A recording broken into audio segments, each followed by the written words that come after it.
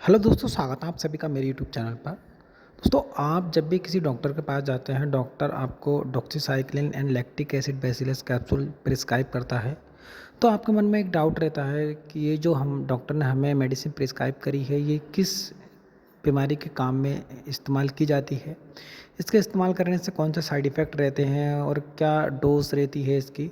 तो ये सारे मन में डाउट ज़रूर आते हैं।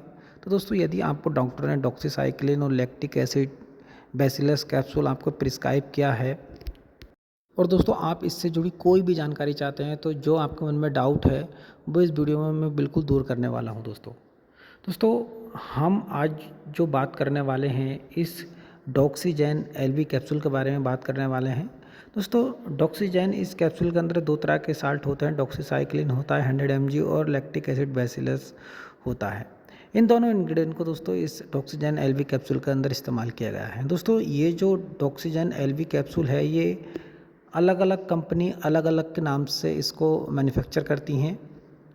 दोस्तों, ये जो कैप्सूल है बैक्टीरिया के अगेंस्ट काम करता है। जैसे कि दोस्तों, यदि किसी के यूरिन इन्फेक्शन हो जाता है तो उस दौरान इस कैप्सूल को दिया जाता है।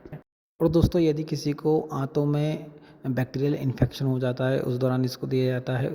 यदि किसी को आरटीआई इन्फेक्शन हो जाता है, रेस्पिरेटरी ट्रैक्ट इन्फेक्शन हो जाता है, तो उस दौरान भी इस कैप्सूल को दिया जाता है। और दोस्तों, यदि किसी को मसूड़ों में बैक्टीरियल इन्फेक्शन हो जाता है तो उस दौरान भी इसको दिया जाता है। यौन संक्रमित में दिया जाता है, यदि किसी को यौन संक्रमण हो जाता है तो उस दौरान भी इसको दिया जाता है। उसके साथ साथ दोस्तों, ये जो कैप्सूल काम करता है, यदि किसी के चेहरे पे कील मुहासे निकल आते हैं, पिंपल्स निकल आते हैं दोस्तों, उस दौरान तो इस कैप्सूल का बहुत ज़्यादा बेस्ट रहता है।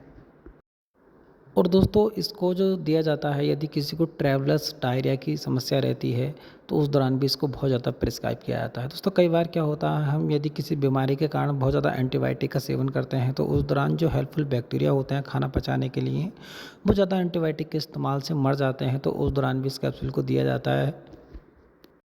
दोस्तों, इस कैप्सूल के जो मेन फ़ायदे हैं वो इधर मैंने आपको बता दिए हैं। इसकी डोज़ की बात करें तो एक एडल्ट व्यक्ति को सुबह शाम एक कैप्सूल इस्तेमाल करने की सलाह दी जाती है।